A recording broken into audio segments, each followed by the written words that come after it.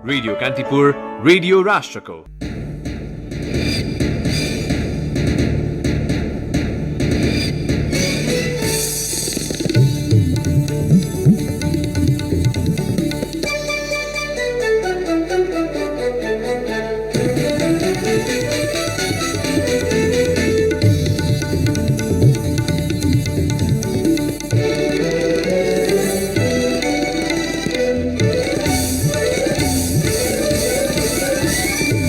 राष्ट्रिय सभाको हिउँदे अधिवेशन सुरु। नेकपा भित्रको विवादले प्रतिनिधि सभा विघटन हुनु दुःखद भएको सांसदहरूको टिप्पणी। प्रधानमन्त्री ओलीले देशलाई राजनैतिक दुर्घटनाको बिन्दुमा पुर्याएको कंग्रेस सांसदको आरोप। आधिकारिकताको माग गर्दै नेकपाको दाहाल नेपाल पक्षले दिएको निवेदन निर्वाचन आयोगले खारेज गरेको भन्ने प्रधानमन्त्री ओलीको भनाई झुटो रहेको सरकारवालाको भनाई। पार्टीका सांसदहरू अनुशासनहीन भएको र सभामुखले पनि पदीय मर्यादा अनुसार काम नगरेकाले प्रतिनिधि सभा विघटन गरेको प्रधानमन्त्रीको दावी। वैदेशिक रोजगारमा जानेहरूका लागि अनिवार्य गरिएको प्रस्थान पूर्वको अभिमुखीकरण तालिमको प्रभावकारितामा प्रश्नै प्रश्न। अनलाइन मार्फत श्रम नवीकरण कार्य सुरु। कोरोना विरुद्धको फाइजर बायोएनटेकले उत्पादन गरेको खोप WHO को आकस्मिक प्रयोगको सूचीमा। खोपको समानान्तर वितरणका लागि बाटो खुलेको भनाई। र राष्ट्रिय खेलकुद परिषद राखेपोद्वारा फुटबलको मुख्य प्रशिक्षकमा अरुणा गुरुङलाई नियुक्त। इङ्ग्लिस प्रिमियर लिग फुटबलमा आज राति एस्टन भिल्लाले म्यान युनाइटेडको सामना गर्ने। नमस्कार, कान्तिपुर डायरीबाट साथी बासु अनि तेजेन्द्रको समाचार अब विस्तारमा। राष्ट्रिय सभाको हिउँदे अधिवेशन सुरु भएको छ। सरकारले प्रतिनिधि सभा विघटन गरे पनि राष्ट्रिय सभाको 7औं अधिवेशन आज सुरु भएको हो। अधिवेशनको पहिलो दिन आज दलीय प्रतिनिधित्वका आधारमा धारणा राखेका सांसदले पार्टीभित्रको विवादका कारण प्रतिनिधि सभा विघटन हुनु दुःखद भएको टिप्पणी गरेका छन्। राष्ट्रिय सभामा नेकपा संसदीय दलका नेता दिननाथ शर्माले प्रतिनिधि सभाको विघटन उचित हो कि होइन भन्ने विषयको छलफल भए पनि अहिलेको सन्दर्भमा प्रतिनिधि सभा विघटन हुनु सही नभएको बताउनु भयो। उहाँले प्रतिनिधि सभा विघटन बारे राष्ट्रिय सभाको बैठकमा छलफल उठ्ने र दलका सांसद विभाजित मानसिकता लिएर सदनमा आउनु परेको उल्लेख गर्नुभयो। नेकपा विभाजन सिद्धान्त र दर्शनको आधारमा नभई राजनैतिक कारणले हुन लागेको शर्माको भनाइ थियो। कंग्रेस सांसद जितेन्द्र नारायण देवले संविधान विपरीत प्रतिनिधि सभा विघटन गरेर प्रधानमन्त्री केपी शर्मा ओलीले देशलाई राजनैतिक दुर्घटनाको बिन्दुमा पुर्याएको आरोप लगाउनुभयो। जनताको ठूलो त्याग, बलिदान र विभिन्न खालका आन्दोलनको एकीकृत उपलब्धि संघीय लोकतान्त्रिक गणतन्त्र धरापमा पर्ने हो कि भन्ने सर्वत्र चासो र चिन्ता उब्जिएको उहाँले उल्लेख गर्नुभयो। जनता समाजवादी पार्टीकी सांसद प्रमिला कुमारीले राजसंस्थाको पक्षमा आन्दोलन चलिरहेका बेला सरकारले प्रतिनिधि सभा विघटन गर्दा राजसंस्थाको पक्षमा वकालत गर्नेहरूलाई फाइदा भएको तर्क गर्नुभयो। राष्ट्रिय सभाको आजको बैठकमा सरकारले विभिन्न समयमा जारी भएका 7वटा अध्यादेश समेत पेश गरेको छ। सरकारले संवैधानिक परिषद, काम, कर्तव्य, अधिकार र कार्यविधि सम्बन्धी पहिलो संशोधन अध्यादेश, तेजाब तथा अन्य घातक रासायनिक पदार्थ नियमन अध्यादेश, नेपाल प्रहरी र प्रदेश प्रहरी कार्य सञ्चालन सुपरिवेक्षण र समन्वय पहिलो संशोधन अध्यादेश र सामाजिक सुरक्षा पहिलो संशोधन अध्यादेश पेश गरेको हो। यस्तै औषधि तेस्रो संशोधन अध्यादेश, यौन हिंसा विरुद्धको केही ऐनलाई संशोधन गर्ने अध्यादेश र फौजदारी कसुर तथा फौजदारी कार्यविधि सम्बन्धी केही ऐन संशोधन गर्ने अध्यादेश पनि राष्ट्रिय सभामा पेश भएको छ। प्रधानमन्त्री केपी शर्मा ओलीले नेकपाको आधिकारिकता र चुनाव चिन्ह सूर्य माग गर्दै पुष्पकमल दाहाल र माधवकुमार नेपाल पक्षले निर्वाचन आयोगमा दिएको निवेदन कानूनी रीत नपुगेकाले फिर्ता गरिएको दावी गर्नुभएको छ। तर निर्वाचन आयोगका पदाधिकारी र दाहाल नेपाल पक्षका नेताले भने सो विषयमा कुनै निर्णय नभएको बताएका छन्। प्रवासी नेपाली एकता मञ्चको कार्यक्रमलाई भर्चुअल माध्यमबाट आज सम्बोधन गर्दै प्रधानमन्त्री ओलीले नेकपाको आधिकारिक धार आफू भएको र चुनाव चिन्ह सूर्य पनि आफ्नै भएको दावी गर्नुभएको थियो। निर्वाचन आयोगले हिजो दाहाल नेपाल पक्षको निवेदन रीत नपुगेको र अनुचित रहेकाले रद्द गरेको ओलीको भनाइ थियो। उहाँहरूले निर्वाचन आयोगमा निवेदन दिनुभएको रहेछ। निर्वाचन आयोगले हिजो उहाँहरूको निवेदन रीत नपुगेको र अनुचित निवेदन भनेर हिजो रद्द गरेर फिर्ता पठाइदियो। उहाँहरूको आधिकारिक पार्टी हामी हौं भन्ने दावी थियो। त्यो दावी हिजो निर्वाचन आयोगले यो अंग नपुगेको, यो ब्यौरा पनि नपुगेको, यो कानून पनि उल्लेख नभएको, यो केही प्रमाण नभएको, यस्तो खालको यसको केही अर्थ छैन भनेर त्यो फिर्ता पठाइदियो। हामी निर्वाचन आयोग गएका छैनौँ र हामीलाई निर्वाचन आयोग जानुपर्ने आवश्यकतै छैन, किनभने हामी आधिकारिक पार्टी हौं। चिन्ह हामीले पाऊँ भनेर उहाँहरू जानुभएको थियो, त्यो निर्वाचन आयोगले अस्वीकार गर्यो। हामीसँगै छ चिन्ह, किन जानु पर्यो? निर्वाचन आयोग र दाहाल नेपाल पक्षले भने आयोगले त्यस्तो निर्णय नगरेको स्पष्ट पार्दै प्रधानमन्त्री ओलीले झुट बोलेको बताएका छन्। आयोगको राजनैतिक दल र कानून सम्बन्धी शाखाका कानून उपसचिव गंगा बहादुर खरेलले नेकपाको निवेदनको विषयमा कुनै निर्णय नभएको बताउनुभयो। प्रमुख निर्वाचन आयुक्त र आयुक्तहरूले निर्णय गरेको भए जानकारी नभएको, तर आफ्नो तहबाट भने त्यस्तो निर्णय नभएको उहाँको भनाइ थियो। आयोगका प्रवक्ता राजकुमार श्रेष्ठ र आयोगका सूचना अधिकारी सूर्य प्रसाद अरियालले पनि नेकपाको निवेदनमा कुनै निर्णय नभएको प्रतिक्रिया दिएका छन्। नेकपाको दाहाल नेपाल पक्षबाट निर्वाचन आयोगमा कानूनी कुराहरूको नेतृत्व गरिरहेका स्थायी कमिटी सदस्य लीलामणि पोखरेलले प्रधानमन्त्रीको भनाइ झुटो रहेको बताउँदै हिजो मात्रै सम्पर्क गर्नुपर्ने नेताहरूको नामावली निर्वाचन आयोगमा बुझाएको जानकारी दिनुभयो। प्रधानमन्त्री केपी शर्मा ओलीले चल्नै नसक्ने र अराजक भएकाले संसद विघटन गरेको बताउनु भएको छ। प्रवासी नेपाली एकता मञ्चका नेता र कार्यकर्ताहरूको कार्यक्रमलाई भर्चुअल माध्यमबाट आज सम्बोधन गर्दै प्रधानमन्त्री ओलीले आफ्नै पार्टीका सांसदहरू अनुशासनहीन भएको र सभामुखले पनि पदीय मर्यादा अनुसार काम नगरेकाले ताजा जनादेशको दबाई खोजेको बताउनुभयो। पार्लियामेन्ट्री पार्टीमा सभामुख जस्तो मर्यादित पोस्टबाट 3:30 बजे गएको प्रस्ताव गएको छ भने पनि संसद विघटन भइसकेपछि त्यसलाई वैधानिकता दिनका लागि 10:30 बजे नै भएको छ, 10:40 मै भएको छ, 10:50 मै भएको छ भनेर झुटो शनाखत सभामुख जस्तो मान्छेबाट यसको तिर्ते काम हुनु कहाँसम्म लज्जास्पद कुरा। यसको दबाई के हो? यसको दबाई ताजा जनादेश। संसद विघटन भइसकेपछि 3:30 बजे आएको अविश्वासको प्रस्ताव 10:40 मै आएको थियो भनेर सभामुख सापकोटाले कीर्ति शनाखत गरेको प्रधानमन्त्री ओलीको आरोप थियो। आफू निर्वाचनबाट अध्यक्ष भएको र सर्वसम्मत दलको नेता भएकाले बहुमत आफूसँगै भएको उहाँको दाबी थियो। प्रदेश 2 को प्रमुख प्रतिपक्ष नेपाल कम्युनिस्ट पार्टी नेकपा संसदीय दलका नेता सत्यनारायण मण्डल विरुद्ध अविश्वासको प्रस्ताव दर्ता भएको छ। मण्डललाई संसदीय दलको नेताबाट हटाउन प्रदेश सांसदको हस्ताक्षर संकलन गरी नेकपा दाहाल नेपाल समूहले अविश्वासको प्रस्ताव दर्ता गराएको नेकपा संसदीय दलका सचेतक बेची लुङ्गेलीले बताउनुभयो। अविश्वास प्रस्तावमा 17 जना प्रदेश सभा सदस्यको हस्ताक्षर छ। प्रदेश 2 मा नेकपाको 32 सांसद रहेकोमा 20 जना सांसद आफ्नो पक्षमा रहेको उहाँको दाबी छ। प्रदेश 2 मा नेकपाको 32 सांसद छन्। नेकपाको दाहाल नेपाल पक्षले संसदीय दलका नेता मण्डल विरुद्ध दलको विधान अनुसार अविश्वासको प्रस्ताव दर्ता गराएको प्रदेश 2 का प्रदेश सभा सचिवालयका सचिव रञ्जित यादवले जानकारी दिनुभयो। यस्तै प्रदेश 1 का मुख्यमन्त्री तथा नेकपा संसदीय दलका नेता शेरधन राईले विधान विपरीत आफू विरुद्धको अविश्वास प्रस्तावमा हस्ताक्षर गरेको भन्दै प्रदेश सभा सदस्य उपेन्द्र घिमिरेलाई निलम्बन गर्नुभएको छ। उहाँले हिजो पनि 15 जनालाई 3 महिनाका लागि निलम्बन गर्नुभएको थियो। नेकपा प्रमुख सचेतक बुद्धि कुमार राज भण्डारीले घिमिरेलाई निलम्बन गरेको बोधार्थ प्रदेश सभामा आज दर्ता गराउनु भएको छ। यसैबीच प्रदेश 1 का सभामुख प्रदीप कुमार भण्डारीले नेकपा संसदीय दलका नेता राईले 16 जना प्रदेश सभा सदस्यलाई निलम्बन गरेको विषय विधि र प्रक्रिया अनुसार कार्यान्वयन गर्ने उल्लेख गर्नुभएको छ। दलको नेता हटाउने नहटाउने बारे भने सत्तारूढ दलभित्रको विवाद भएकाले प्रदेश सभाको चासोको विषय नभएको उहाँको प्रतिक्रिया थियो।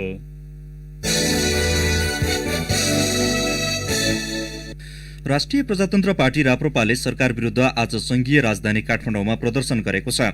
भ्रष्टाचार, बेरोजगारी, महँगी तथा कोरोना संक्रमण नियन्त्रणमा सरकार असफल भएको भन्दै राप्रपाले आज काठमाडौँ केन्द्रित प्रदर्शन गरेको हो। भ्रिकुटी मण्डपबाट सुरु भएको प्रदर्शन रत्नबागमा पुगेर कोण सभामा परिणत भएको थियो।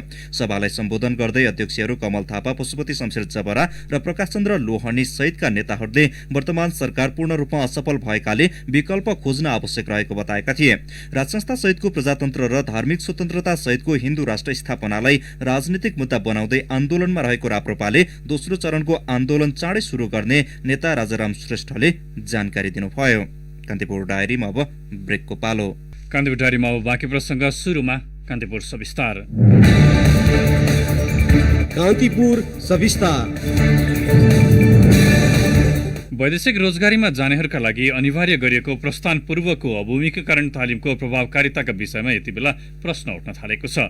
हाल यथा अवस्थामा सञ्चालित तालिमको अनुगमन, उपयोगिता लगायतका विषयमा सरकारले ल्याएको नयाँ पाठ्यक्रमले पनि सम्बोधन गर्न नसकेको गुनासो चुलिएको हो। गन्तव्य मुलुकमा कामदारलाई आवश्यक पर्ने सिप र नेपालमा प्रदान गरिने तालिमबीच तालमेल नहुँदा अधिकांश नेपाली कामदारहरू समस्यामा पर्ने गरेका छन्। जुन म काम भनेर आएको थिएँ होइन त्यो काम मैले पाइनँ, मलाई अर्कै काममा हालिदियो। अर्को काममा पनि अब त्यही बेसिक दिन्छु भनेर मलाई काम लगाएको मलाई कम्पनीले, तर अब त्यही बेसिक मलाई दिँदा पनि दिएन। मैले त्यत्रो ओभर टाइम पनि गरेँ तर कम्पनीले कहिले पनि ओटी हाल्दैन। सब एउटा यो फर्मालिटिज मात्रै छ क्या, देखावटीको लागि मात्रै हो। उनी हुन् वैदेशिक रोजगारीका क्रममा दुबईमा रहेका योगेश गन्धर्व।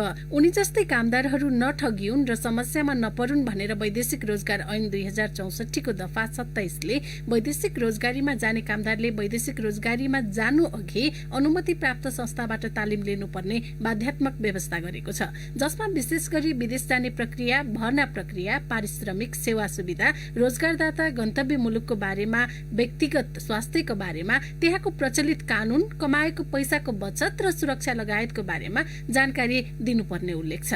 तर हालको अभिमुखीकरण तालिम कानूनी औपचारिकता पूरा गर्नमा मात्रै सीमित देखिन्छ।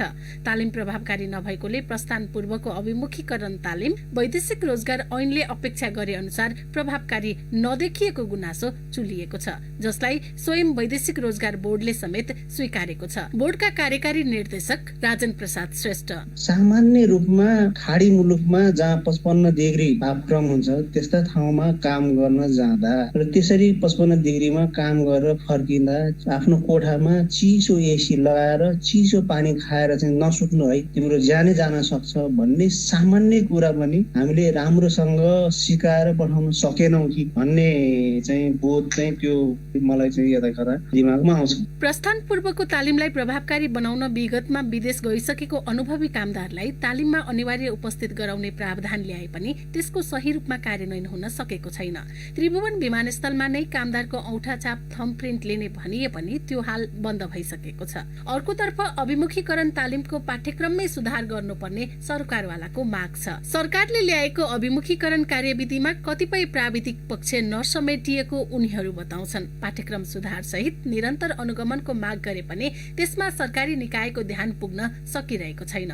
वैदेशिक रोजगार अभिमुखीकरण व्यवसायी महासंघका अध्यक्ष राजाराम गौतम वैदेशिक रोजगार ऐन, नियमावली, कार्यविधि र पाठ्यक्रममा धेरै समस्या भए पनि त्यसलाई सम्बोधन गर्न सरकारले कुनै पहल नगरेको बताउनुहुन्छ। नयाँ परिस्थितिमा धेरै कुराहरू चेन्जेस भइसकेका छन्, त्यहाँका लगाएका चाहिँ काम गर्ने सिस्टमका कुराहरू सबै चाहिँ चेन्ज भइसकेका छन्। तर हामी पुरानै पाठ्यक्रममा चाहिँ प्रश्न गर्न पर्ने भाव र आवश्यक पर्ने र चाहिँ जति चाहिँ सूचना डेलिभर गर्न सकेका छैनौँ कि भन्ने चाहिँ हामीलाई। अर्को कार्यविधिमा थुप्रै विमतिहरू छन्, हामीसँग हाम्रो कुराहरू इन्ट्रेस्टै भएन। सरले एप्लिकेसनमा ल्याउनु भयो, एप चलाउन सक्ने क्षमतामा कतिजना वैदेशिक रोजगारमा पठाउनुहुन्छ होइन, वैदेशिक रोजगार जाने मान्छे त्यो क्षमता त्यो लेभलको मान्छे कतिजना हुन्छन् एप चलाउन सक्ने। आप्रवासी महिला कामदारको पक्षमा वकालत गर्दै आएको संस्था पौरखी नेपालकी मन्जु गुरुङले महिला कामदारको विषयमा सरकारवाला पक्षसँग छलफल नै नगरी बनाइएको पाठ्यक्रम अपूर्ण रहेको बताउनुभयो। तुलनात्मक रूपमा महिला दिदीबहिनीहरू अझ बढी जोखिमपूर्ण अवस्थामा यात्रा गरिराख्नु भएको छ र उहाँहरू चाहिँ यो ओरिएन्टेसन यो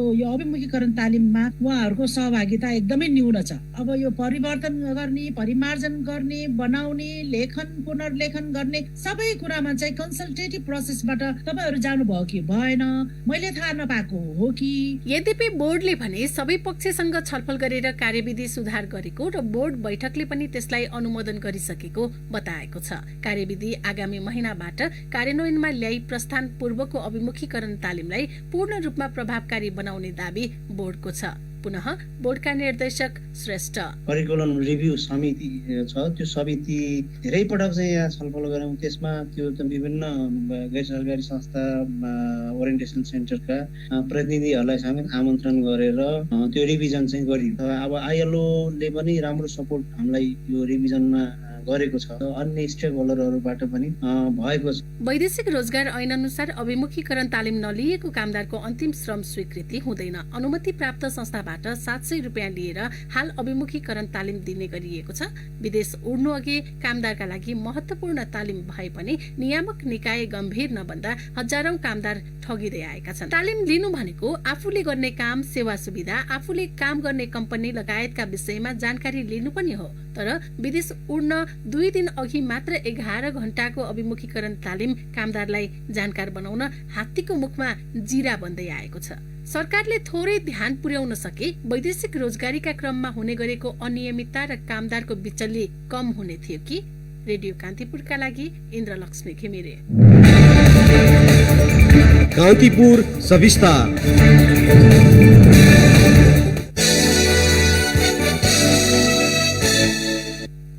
पछिल्लो 24 घण्टामा थप 426 जनामा कोरोना संक्रमण पुष्टि भएको छ, जसमध्ये महिला 153 र पुरुष 273 जना रहेको स्वास्थ्य तथा जनसङ्ख्या मन्त्रालयले जनाएको छ। मन्त्रालयको तथ्याङ्क अनुसार योसँगै कोरोना संक्रमितको संख्या 2,61,019 पुगेको छ। सोही अवधिमा 748 जना कोरोना संक्रमण मुक्त भएर डिस्चार्ज भएका छन्। पछिल्लो 24 घण्टामा 5,225 पीसीआर परीक्षण भएको मन्त्रालयले जनाएको छ। सक्रिय संक्रमितको संख्या 6,048 जना छ। पछिल्लो 24 घण्टामा थप 8 जनाको कोरोना संक्रमणका कारण मृत्यु भएको छ। यो सँगै नेपालमा कोरोना संक्रमणका कारण मृत्यु हुनेको संख्या 1,864 पुगेको छ। यसैबीच कोरोना संक्रमण विरुद्धको खोप आयातका लागि उत्पादनकर्ता मुलुकका राजदूत लगायतका प्रतिनिधि संघको भेटघाटलाई तीव्रता दिएको स्वास्थ्य तथा जनसङ्ख्या मन्त्री रुदेश त्रिपाठीले बताउनु भएको छ। भारत तथा रुसका राजदूत संघको भेटघाटमा खोप आयात सहज बनाउने बारे छलफल भएको मन्त्री त्रिपाठीले बताउनुभयो। खोप ल्याएर भण्डारण गर्नका लागि सरकारले आवश्यक तयारी गरिरहेको उहाँको भनाइ छ। अब केही समाचार संक्षेपमा। राष्ट्रिय सभाका एक सांसद र 5 जना कर्मचारीमा कोरोना संक्रमण पुष्टि भएको छ। राष्ट्रिय सभाको हिउँदे अधिवेशन अघि हिजो कोरोना परीक्षण गरिएका मध्ये 6 जनामा संक्रमण भेटिएको संसद सचिवालयले जनाएको छ। हिजो 41 सांसदसहित 97 जनाको पीसीआर परीक्षण गरिएको थियो। हवाई उडान नहुँदा मुस्ताङवासीले समस्या झेल्नु परेको छ। पछिल्लो समय मुस्ताङ तङ्ग्रिँदै गएको भन्दै स्थानीयले पोखरा जुमसुम हवाई उडान खुलाउन माग गरेका छन्। नेपाल र नेपालीको राष्ट्रिय पहिचान झल्काउने नेपाली टोपीको संरक्षण र प्रवर्धन गर्ने उद्देश्यले आज टोपी दिवस मनाइएको छ। मुस्ताङको मुक्तिनाथ मन्दिर आगामी मंगलबारबाट खुला गरिने भएको छ। मुक्तिनाथ विकास समिति, स्थानीय प्रशासन, जनप्रतिनिधि र प्रहरी बीच आज भएको छलफलमा मन्दिर खुलाउने सहमति भएको हो। शिक्षा विज्ञान तथा प्रविधि मन्त्रालयले मातहतका निकायलाई आधिकारिक धारणा प्रवक्ता मार्फत प्रवाह हुने व्यवस्था मिलाउन निर्देशन दिएको छ। राजस्व छलेको आरोपमा राजस्व अनुसन्धान कार्यालयले सुनसरीको धरान 12 महेन्द्र पदका हार्डवेयर व्यवसायी बाबु सोरा, किशन अग्रवाल र अग्रिम अग्रवाललाई पक्राउ गरेको छ। उनीहरूको 2वटा हार्डवेयर पसल र गोदाममा पनि सिल गरिएको छ। जाजरकोटमा कर्णाली प्रदेश सभाका अर्थ तथा प्राकृतिक स्रोत समितिका सभापति गणेश प्रसाद सिंहको कर्णाली प्रदेश 001-0040 नम्बरको सरकारी गाडीमा आगजनी भएको छ। र बैतडीमा सिगास गाउँपालिका 3 साउन खेतमा खरको कुन्युमा आगलागी हुँदा जलेर 2 वर्षीय बालिकाको मृत्यु भएको छ। कान्तिपुर डायरीमा अब पर्वत डायरीको पालो।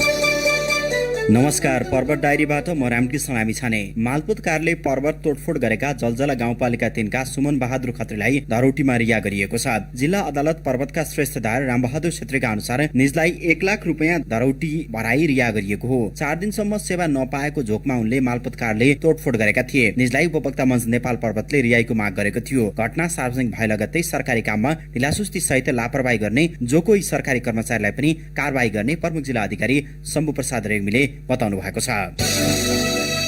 जलजला गाउँपालिकाले आफ्नो सीमाभित्रका सार्वजनिक जग्गा संरक्षणको तयारी थालेको छ। गाउँपालिकाले 1 वर्षसम्म गरेको अध्ययनका क्रममा 15,282 रोपनी सार्वजनिक जग्गा विभिन्न व्यक्तिले अतिक्रमण गरेको पत्रकार सम्मेलन मार्फत जानकारी गराएको हो। वडा नम्बर 2, 3, 4, 7 र 8 मा स्थानीय बासिन्दाले सार्वजनिक जग्गा आफू खुसी भोगचलन गर्दै आएका हुन्। सार्वजनिक जग्गा खोजी अध्ययनका क्रममा मालडुङ्गा बेनी, सडक छेउ तथा कालीगण्डकी किनारामा मात्रै ठूलो परिणाममा अतिक्रमण गरिएको पाइएको गाउँपालिकाका अध्यक्ष यमबहादुर मल्लले बताउनुभयो। ग्रामीण क्षेत्रमा अध्ययनरत छात्रहरू महिनावारी हुँदा विद्यालय नजाने प्रचलन अहिले पनि विद्यमान छ, जसले गर्दा छात्रहरूको पढाइमा समस्या आउने गरेको पाइन्छ। यस्तो अवस्थालाई मध्यनजर गर्दै पर्वतको फलेवास नगरपालिकाले सबै विद्यालयका कक्षा कोठामा सेनिटरी प्याडको व्यवस्था गरेको छ। विद्यालयमा रहेका बेला महिनावारी भएर कक्षा छाडेर विद्यार्थीलाई घर जान नपरोस् र उनीहरूको सिकाइ र पढाइले निरन्तरता पाओस् भन्ने उद्देश्यले सबै सामुदायिक विद्यालयमा सेनिटरी प्याडको व्यवस्था गरिएको फलेवास नगरपालिकाले जनाएको छ। पर्वतका क्रियाशील पत्रकार स्वर्गीय महेन्द्र केसीको स्मृतिमा विद्यालयमा अक्षय कोष स्थापना गरिएको छ। स्वर्गीय केसीका परिवारले मोदी गाउँपालिका 5 बाजुङमा अवस्थित सरस्वती माविमा 1,01,000 रुपियाँको अक्षय कोष स्थापना गरेका हुन्। उक्त रकमको ब्याजबाट हरेक वर्ष विद्यालयमा अध्ययनरत गरिब तथा जेहेन्दार विद्यार्थीलाई छात्रवृत्ति प्रदान गर्ने स्वर्गीय केसीकी श्रीमती शिला पाण्डेले बताउनुभयो। अवस्थ पर्वत डायरी आजलाई यति नै। रामकृष्ण लामिछाने बिदा माग्छु। नमस्कार। जिल्ला डायरी पछि कान्तिपुर डायरीमा फेरि पनि ब्रेकको पालो। कान्तिपुर डायरीमा अब आर्थिक प्रसंग वैदेशिक रोजगारीको करार अवधि समाप्त भएका श्रमिकका लागि आजदेखि अनलाइन मार्फत श्रम नवीकरण शुरू भएको छ। यो सँगै विधामा स्वदेश आएका र विदेशमा रहेका श्रमिकले अनलाइन मार्फत नै पुनः श्रम स्वीकृति लिन पाउनेछन्। वैदेशिक रोजगार विभागका अनुसार एकपटक आँखा वा औंठा छापको स्क्यान लिइसकेका श्रमिकले मात्रै अनलाइन मार्फत आफ्नो श्रम नवीकरण गर्न पाउनेछन्। श्रमिकले आफ्नो श्रम नवीकरणको निस्सा आफ्नो इमेलमै प्राप्त गर्न सक्ने विभागले जनाएको छ। यो सँगै अब श्रम नवीकरण गर्नका लागि मात्रै नेपाल आउनुपर्ने वा दूतावासमा धाई राख्नुपर्ने बाध्यता पनि हटेको छ। विभागले श्रम नवीकरण गर्नका लागि चाहिने म्यादी बीमा र कल्याणकारी कोषको भुक्तानी पनि अनलाइन मार्फत नै गर्न पाउने व्यवस्था मिलाएको छ। यसका लागि सेवा प्रदायक संस्थालाई थप शुल्क भुक्तानी गर्न भने पर्दैन। श्रम रोजगार तथा सामाजिक सुरक्षा मन्त्रालयले 1.5 वर्ष अगाडि नै वैदेशिक रोजगार नियमावली 2076 लाई 5औं पटक संशोधन गरी अनलाइन मार्फत नै पुनः श्रम स्वीकृति गर्ने व्यवस्था मिलाएको थियो। तर बीमा कम्पनीले अनलाइन मार्फत नै रकम लिने विषयमा सहजीकरण नगर्दा ढिलाइ भएको थियो। वैदेशिक रोजगार विभागले 2 वर्षको लागि मात्रै श्रम स्वीकृति दिने गरेको छ। पुनः सोही कम्पनीमा निरन्तर काम गर्न चाहेमा श्रमिकले विभागबाट पुनः श्रम स्वीकृति लिनुपर्ने बाध्यकारी व्यवस्था थियो। लुम्बिनी प्रदेशमा आर्थिक अनियमितता र बेरोजु बढेको भन्दै प्रदेशको सार्वजनिक लेखा समितिले अनुगमन एवं छानबिन थालेको छ। प्रदेशमा मन्त्रीदेखि अन्य कर्मचारीसम्मले कानून विपरीत भत्ता लिएको र खरिद गरेको पाएपछि छानबिन थालेको सदस्य कल्पना पाण्डेले बताउनुभयो। प्रदेश मातहतका मन्त्रालयमा यसअघिका 2 आर्थिक वर्षको करिब 1 अर्ब रुपियाँ बेरोजु पुगेको छ। यो बजेटको करिब 3.5% बेरोजु हो। आन्तरिक मामिला तथा कानून मन्त्री कुलप्रसाद केसीले 2 करोड 12 लाखको लागत अनुमान गरिएको मन्त्रालयले खरिद गरेका 4वटा गाडीको स्पेसिफिकेसन र बोलपत्र आफै स्वीकृत गरेको भेटिएको छ। आन्तरिक मामिला तथा कानून मन्त्रालयमा आर्थिक वर्ष 2074 देखि 76 सम्म 60 लाख भन्दा बढी बेरोजु छ।